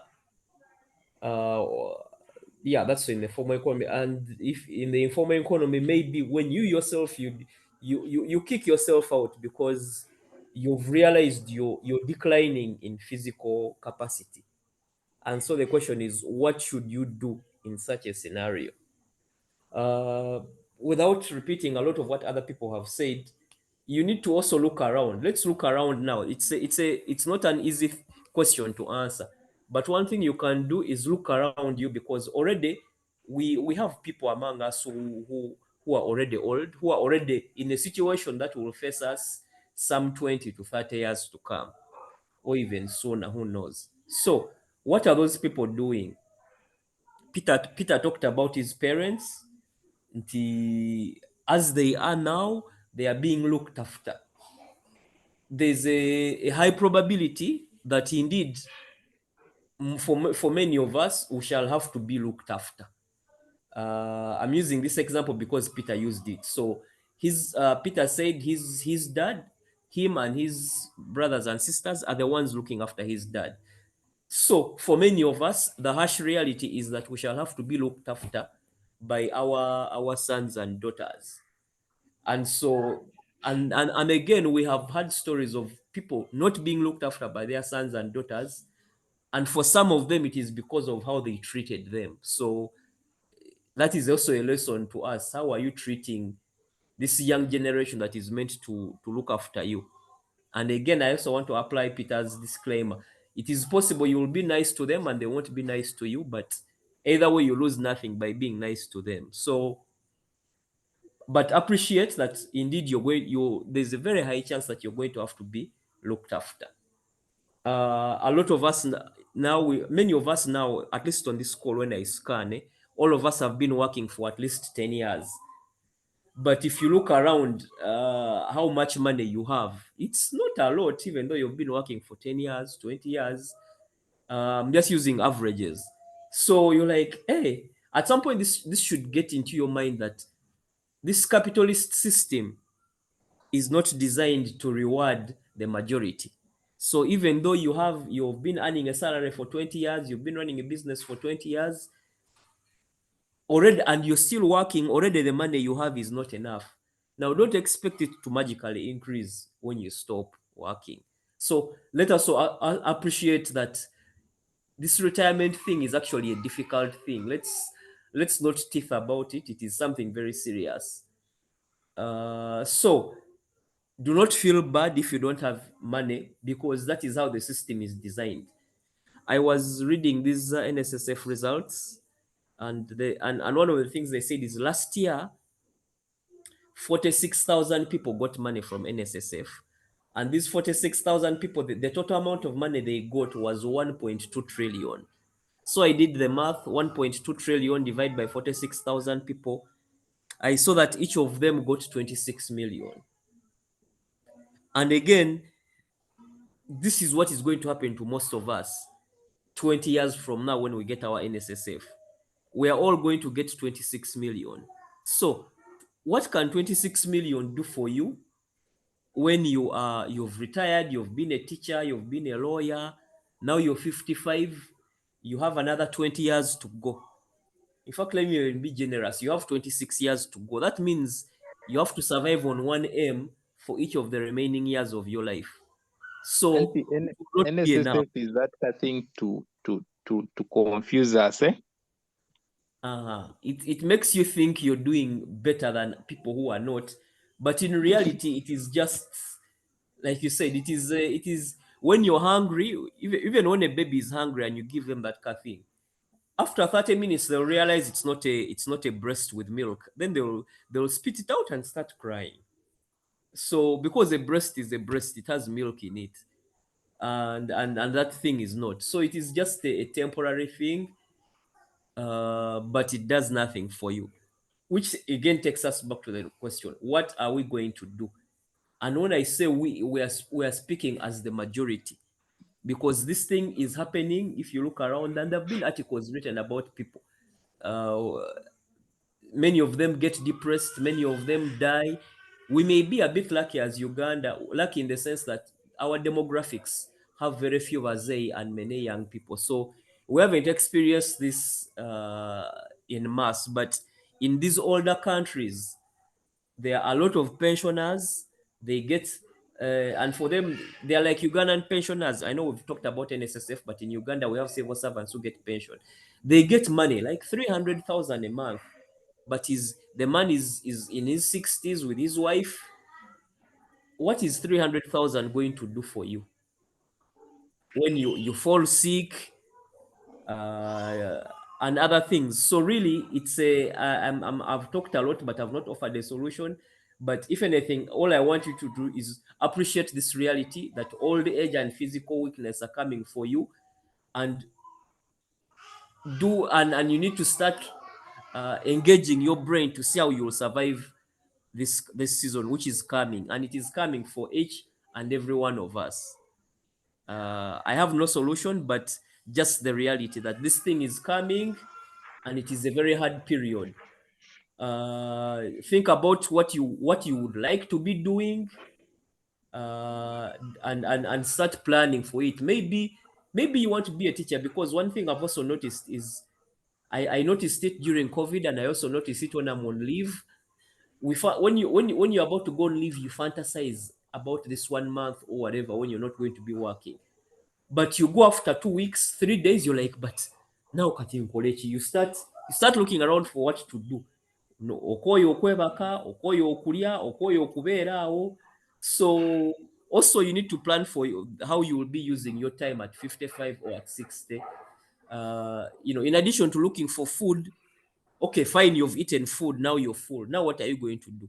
Are you just going to be sleeping and waking up when you're hungry? You eat, sleep, and you sleep again, wake up when you're hungry? What are you going to do? If you don't find what to do, you're going to die also. Anyway, that's my submissions. Okay, thank you, Stephen. Mpanga gyali asirise nnyo. Mpanga and Tom. Tom ngenda muleeta yalese topic eno. Kasokere wa Mpanga. Sebo twogera ku retirement, NSSF n'ebiringa ebyo. Weetegese otya Sebo? So, moderator, thank you for the opportunity.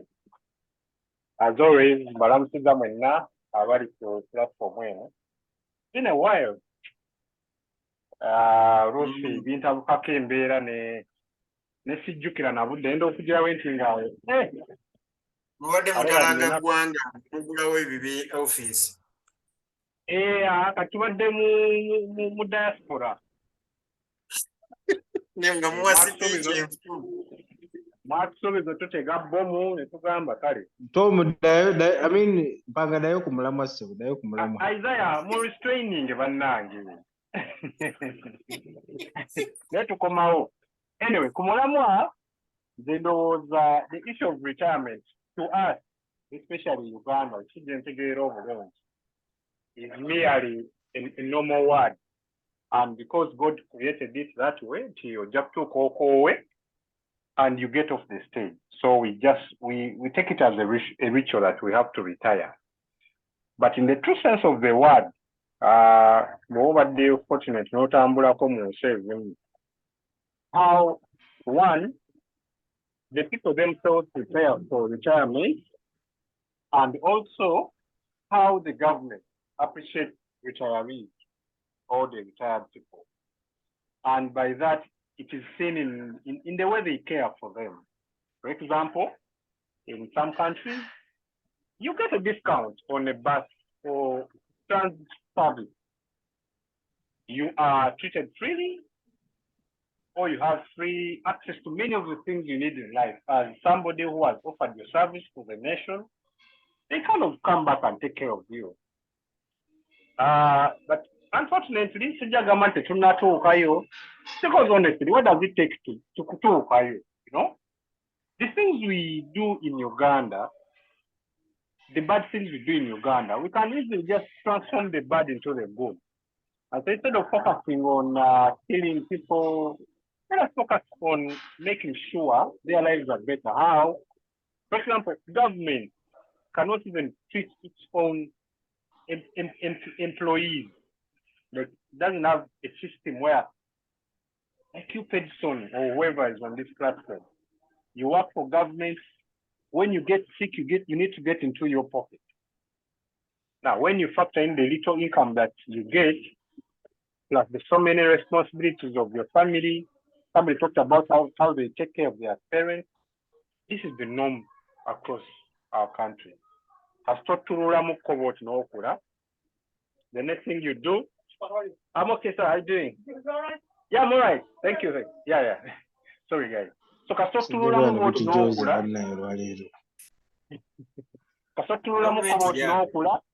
the responsibility is ours that they must be done. And because now what I know,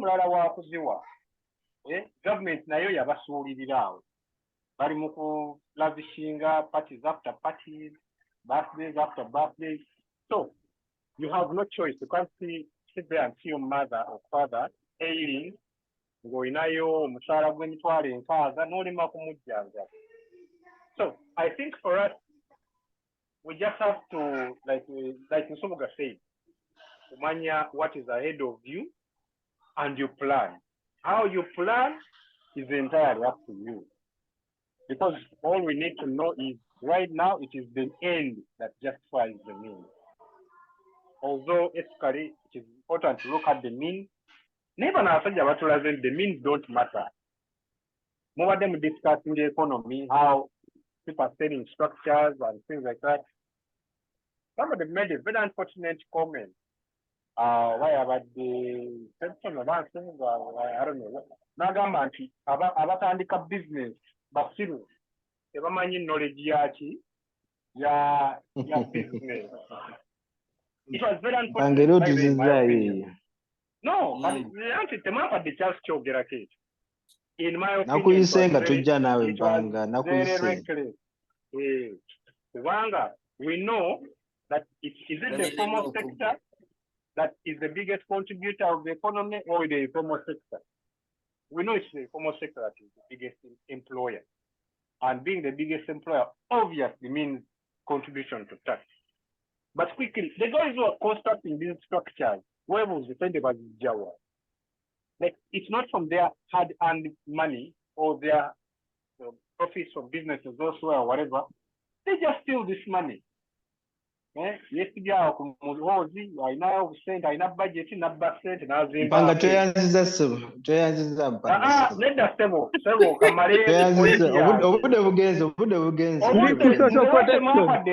social protection is I'm building a point. I am building a point.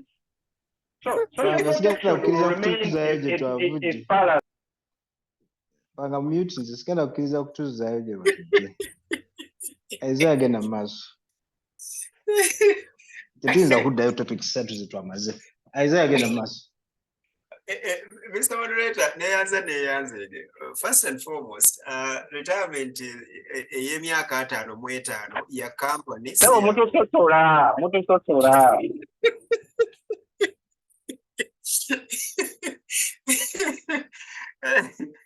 Balenga retirement waliwo emirimu mwaka retirement yakoma ku myaka waliwo company ezimu oba corporate bodies ezimu nga zigaba retirement at 55. Njagala information yeyo ndyoke ngende mu maaso. Yes. New vision 55 years. Banaye omusajja w'emyaka 5 mu 5 abeera akyali muto, so lekera okulowooza muno you have retired. They have just retired you from that company. Genda onoonye awalala. Okay, so Then first of all, ekimu ku kintu kyenjagala okommunicatinga kweno topic kyekino nti you cannot retire from work. You can only retire from a job. And the owner of the job retires you. I think that is very important to understand. Because many of us jump into these bandwagons and then it is retirement. So when your employer says that you are on the retirement age, then you also assume that of course you've retired. No, you haven't retired. You have just retired from that job. So get another job if you can, and if all those 60 years you didn't have a work, get a work then. It's high time that you started working on that. And I think, Mr. Moderator, it is very important for all workers on this call and those listening to us to understand this difference. You have a job, yes, but you have a work. Because it's your work that will take you through your retirement age. So we might find ourselves in this rat race of running after a job. You wake up each and every morning, then you come back at 5 at home, then you have these office assignments, you have these meetings, etc. You run through that some of us have done that, like Stephen said, we've done that for the last 10 years. Others have done that for the last 20 years. Others, it is almost a career, like 60 years.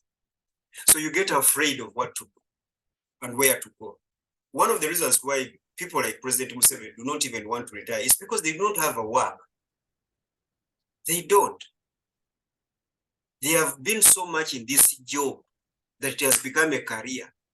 They rather die in it than retire, because when they retire, they won't have any other thing to do and be satisfied. So it is important to understand that your job is a side hustle of your work.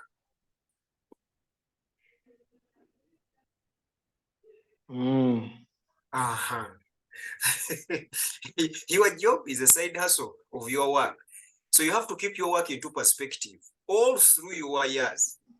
Because at the end of the day, it is your work that gives you fulfillment. Look at the first stages that your moderator you began with: the vocation, loss, experiment, and then reinvention. Why is this guy reinventing at stage 4? You know he's reinventing. He has just realized that he wasted a lot of time looking for food, and that has not even given him fulfillment. Can you imagine someone retiring you at 60 and you have to live until 90? Those are 30 years. What are you going to be doing in those 30 years really? It is for this reason that the American state actually gives its presidents the title and they go with it, Your Excellency Barack Obama, and then they give them foundations. I mean, to keep them busy. They come, give speeches, advise, etc. They are busy, they have offices. Because they know what is at stake. So like we have already said in this Zoom call, and I have always advised people, find your purpose as early as possible. I know we have bills, we are under pressure, the economy is tight, etc. But at the end of the day, you won't even need the things that you are chasing right now. Those cars that you've parked in your compound, you won't be able to drive them. Like Peter was giving us an example, Professor Mugero, who can't drive, though he has a car, but he can't drive anymore. So guys, I'm kindly asking you, stop obsessing with survival. Some of you have even enough, and that actually takes me to one of my points.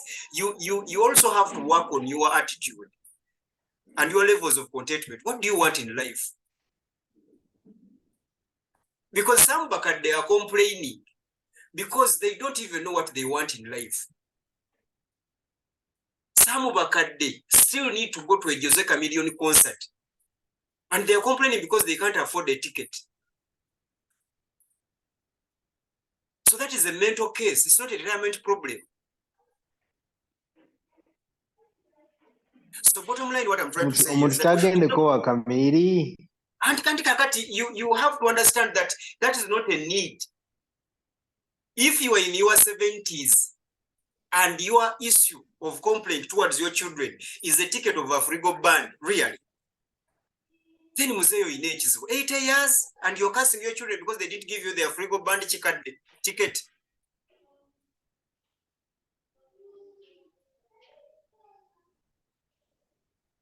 So I think that is a disconnect of how you've been running life. Biki by'obadde oyagala mu bulamu. Obulamu ozze otambuza biki by'oyagala nga bwoga nti bwe mbeera ne bino nsobola okubeerawo. So that time thing is very important. Let not companies determine when you retire really. Bwekiba ng'omulimu gw'oliko okugamba nti at 60 again, watya bw'onoobeerawo emyaka 3 egiddako really, ogenda kuba okola ki? Genda onoonye omulimu omulala. Ogugwa mu myaka gyo gye giri. Osobola okuba nga osoloza ttooyi. Osobola okuba ng'otuula ku gate somewhere. Gye giri emirimu gy'abantu bwe batya. Bw'oba okyasobola okukola, do not retire. Okay, so ndoze ekikulu. Ekirala abantu temweraliikira retirement. Some of you are not going to retire. Mugenda kufa.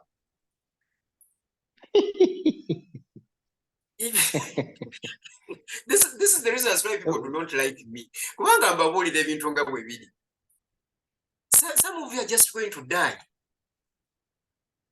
So akati nteekera retirement. Katonda yagamba omusajja omu Bayibuli aga nti musirusiru gwe gwateekedde retirement yo, okimanyi nti olwaleero togenda kusulawo. Some of you are going to die really. So totya ekyo kitegeeza nti tetutegeka. Nedda tutegeke. Naye tetweteeka nnyo ku puresha kubanga ojja na kufa nga tebanaana kulitayalinga. Tonnatuuka retirement ebyo ojja kufa. Okufa nako weekuli. We should work with that also. and to some of us that is even a blessing. Kubanga retirement eraga abantu abamu nti emyaka gyonna gye tumaze nga tukola tubadde twefulukuta. Bwefulukusi. Kiki tubadde tukola. So to me, ekyo nakyo kinzizaamu amaanyi nti n'okufa weekuli. Nyinza okufiira n'empona okuswala ng'omukadde. No kusiba pampa. N'empona okunsiba pampa n'obwana okunjirega. Muzeeyi juzi nakusindikira omutwalo. Naye lwaki kati osaba ssente endala? Owulidde Peter bwe yeeraga n'agamba maama ne taata kati bali mu mikono gyaffe. Okwewala ebyo mulonde gavumenti eneebafaako. Nva kuba ne zaaba. Anti wulira. Kakati omukulu kamaliriza katugendeko mu maaso. Kakati ekya gavumenti omukulu kyaleese kino kyo kikulu. Ekintu kya retirement homes kitegeeza ki? Terekero ly'abakadde. Kakati ekigambo ekyo ekiterekero ly'abakadde kikyamu. Retirement homes zandibadde nti kampuni ekukozesa etegekera abakozi baayo abakutuuse mu egyo emyaka egya retirement. Ng'ebategekera esinziira ku retirement kyeki. Is anyone following?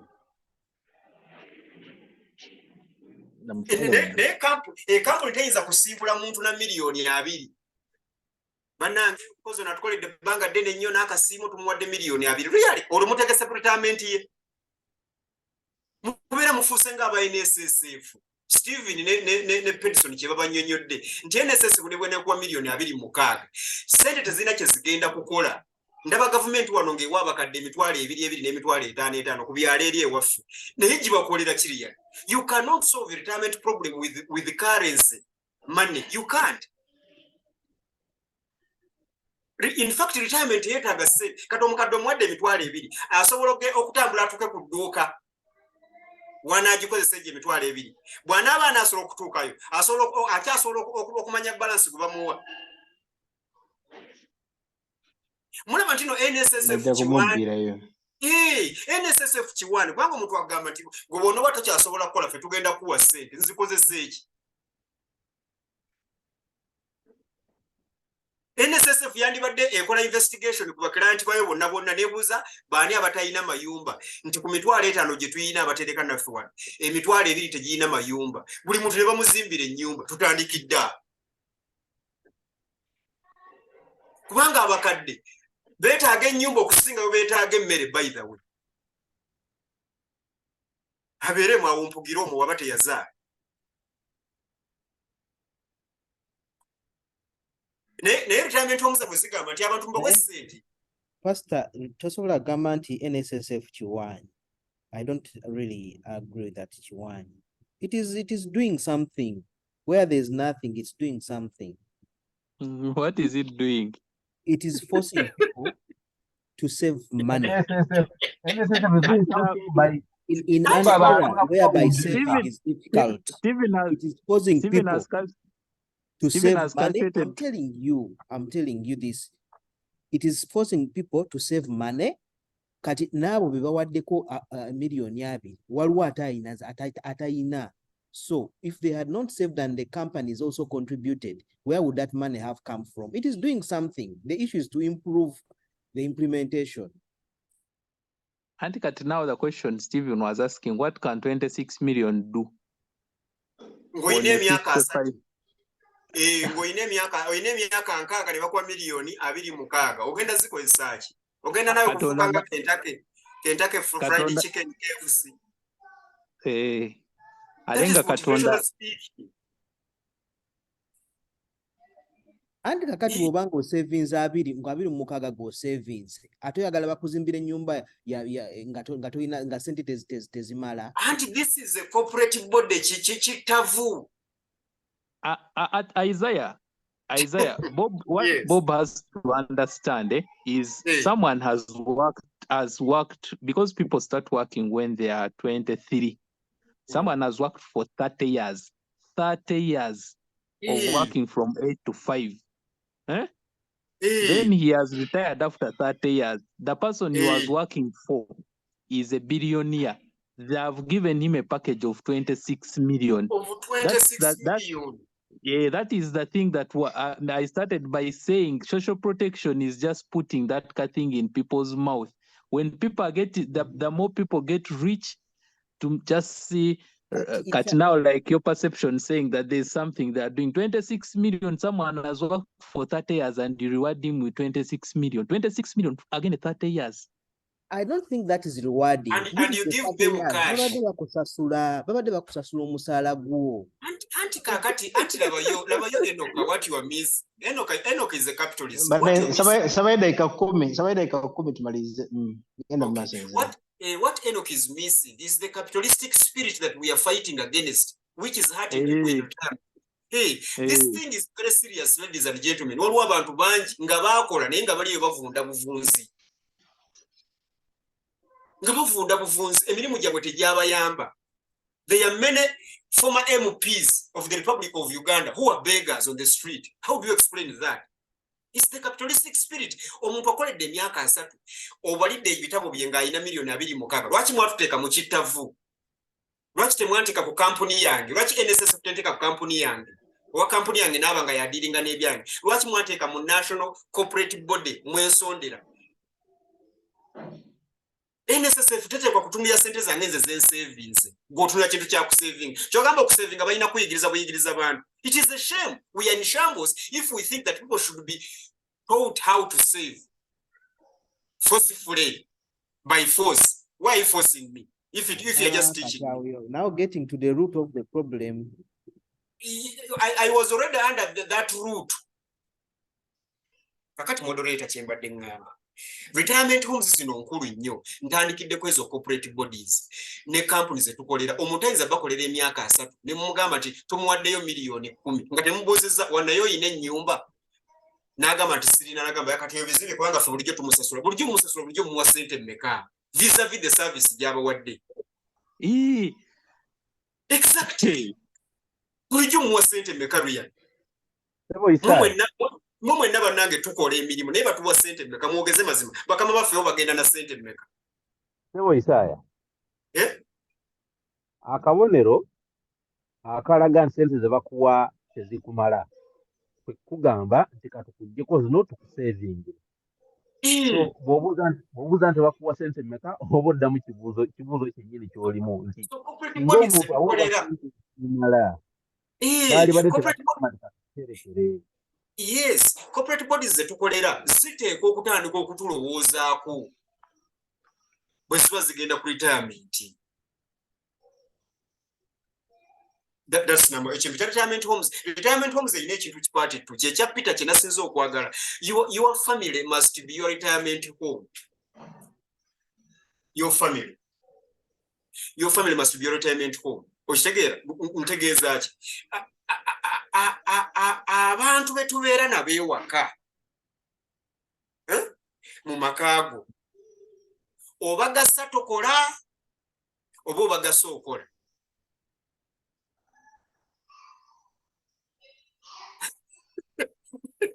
Ensonga yamugiwulidde obagasa oyina ssente kola oteeka okubatunulamu naye mugana amaka nga salwakuba nga nkola oba ne bwendiba nga sikola nja kuba ndi kintu kya mugaso nga nteeka okulabirirwa. Kubanga abamu ku mmwe amaka ge mukoleredde emyaka 3 temusobola gali tayalingiramu bajja gabagobamu. Tosobola ojja kwekanga nga kojjaawo yalina okutwala oba the distant relative yalina okutwala abeere naawe naye nga wano walinawo amaka omukazi n'abaana bajja gakuba otokyagasa era bajja kugenda nga bakutabuza bagambe tuba tusaba abeereko wano ffe tujja mulabirira nga tujja leetanga ebyokulya bye n'ebyokunywa bye. Kati Peter kyabadde agezaako tugamba nti bana ndowooza tuinvestingeko ne mu bantu abasukka ku bano abatuli wano okumpi oba ne bano bennyini tubateeketeeke towards our retirement. Can you prepare your family for your retirement? Otuuse emyaka 55 osobola okutandika kakati okuteekateeka retirement bwomwe yiyo ne retirement social network.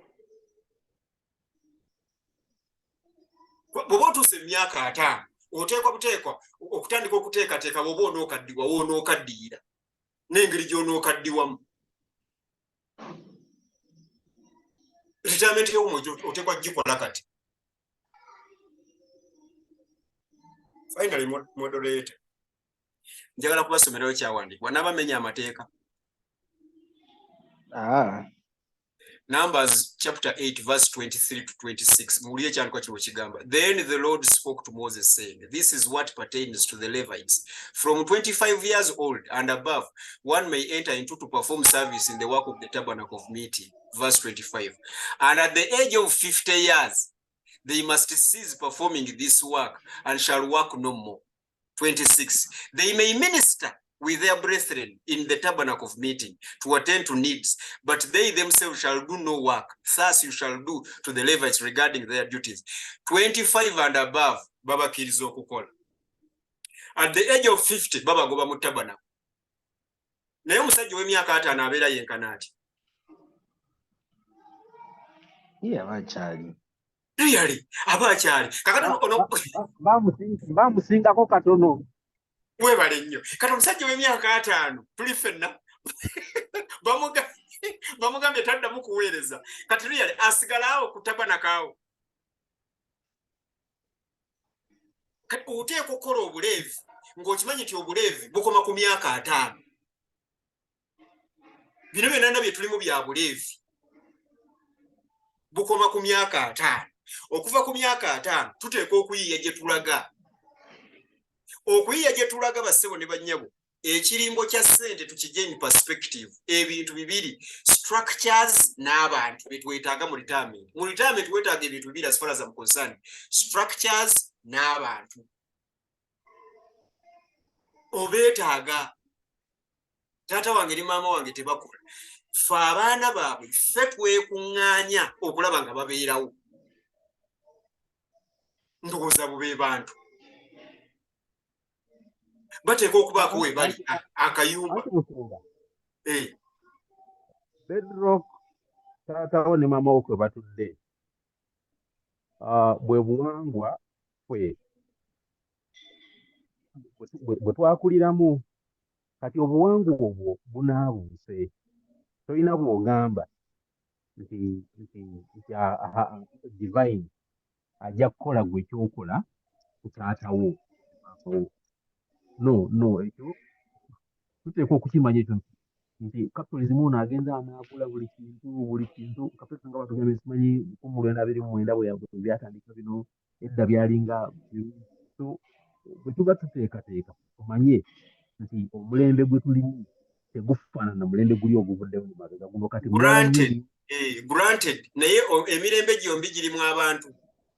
ye bwe giba nga gyombi girimu abantu noonya abantu bayinza okubeera abaana bo bayinza obutabeera abaana bo naye weetaaga abantu mu retirement weetaaga abantu in fact ne bwe wayina ebyokulya n'ebyokunywa byonna ng'obirina mu retirement okwongera okubeerawo weetaaga abantu bwe batabaawo ofiye ofa abakadde bonna bonna gye buva ne bukuba baagala omuntu aboogeza Amerika basasula n'abantu abagenda okunyumya obunyumya n'abakadde baabwe so weetaaga abantu oba baana bo amiina oba si baana bo weetaaga abantu weetaaga ne structures naye tulekerawo okulowooza nti retirement eri ku job description yo retirement age bwe retirement yo nedda genda onoonya awalala modota neyanzaza takikazi watuwate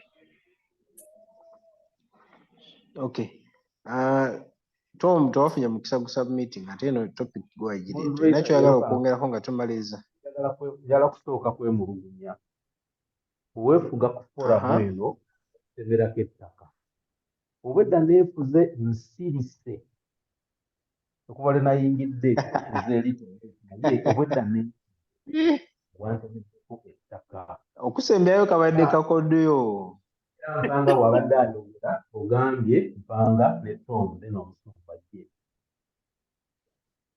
ngenza okulaba mpanga bw'agenze mpanga nti yankyankalanyizza kati mpaayo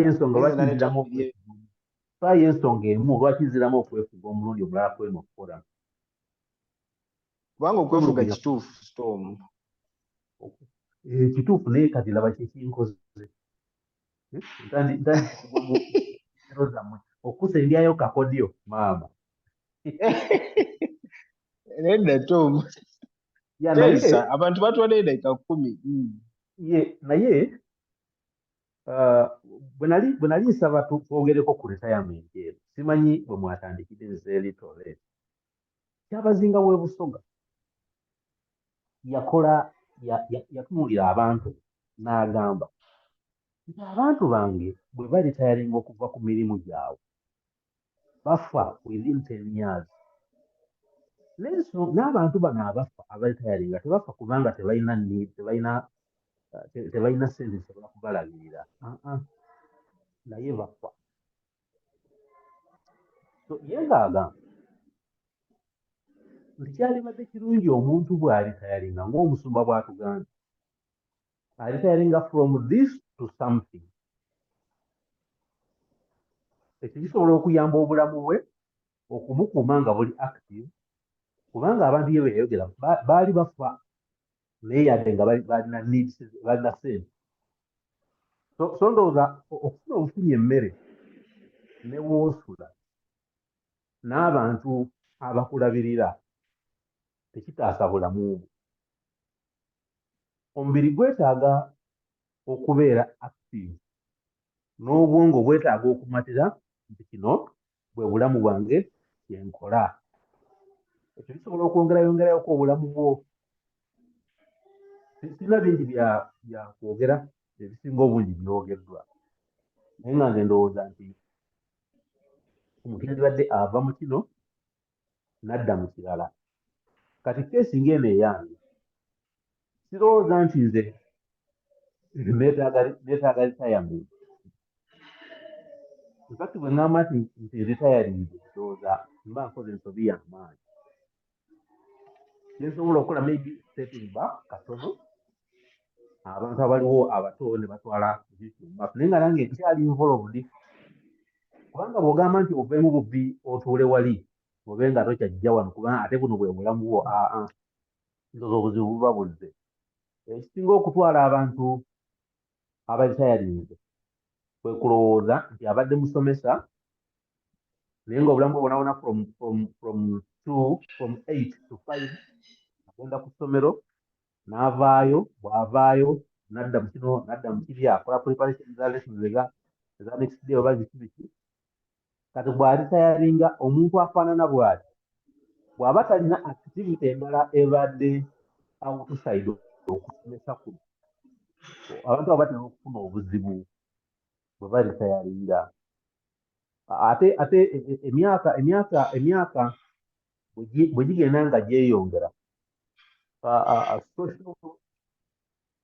society ekwetoolodde egenda esunsulwa nga tokyaliwa wogera na buli omu n'aba abaali badde bakunoonya nabo baba bagamba oyo akuze talina kyatugasa mukadde okiraba so ndowooza kikulu nnyo okumanya n'okulowooza neyanza seomonrei so gye twatandikidde twagambye nti toyinza kuyitaalinga to nothing. Nayogedde ku phases za retirement ndowooza wazimisi nze naye nja zisharinga ndowooza ku group. Eyo gye tuyita vacation mu retiring just kucamuka bucamusi nga wakatandika wano nogaa kanebake paka sawa 6 kanywe chai buli wenjagala kantabuli eventually myezi 6 oba obikoye oba weetaaga ekirala ekyokukola. So retirement si kubeerawo nga tolina kyokola oba olina okufunayo ekyokola ekirala. I think kyetukanyizaako ekirala nti tegeka abantu booli nabo both bewazaala ne bootazaala naye abali mu sociology bategeke ate tegekayo ne kasente oba osobola oba ebintu ebinaavaamu kasente kuba nakyo kikulu wadde sente zokka si ze zeetaagisa mu retirement naye akasente era kayamba bwe kaba kwekali jjajja omwavu n'abazzukulu tebaagala na kukyalirayo. mulembe nga bwe gufaanana moderator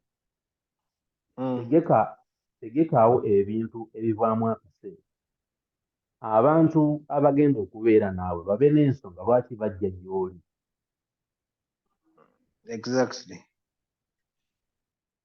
Exactly. So kituufu ekyo jjajja